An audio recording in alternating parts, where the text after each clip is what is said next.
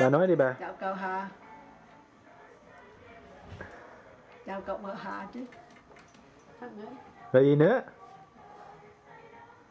Rồi giờ xong hả, thăm hỏi cô có khỏe không?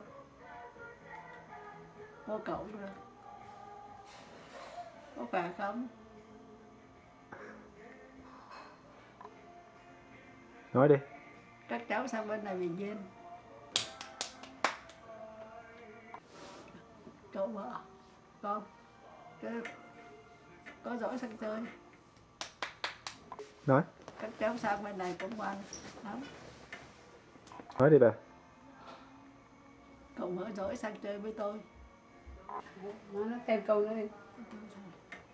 Tôi dạo này yếu lắm, không muốn đi đâu. Cậu vợ giỏi thì sang chơi. Đó là câu cuối rồi.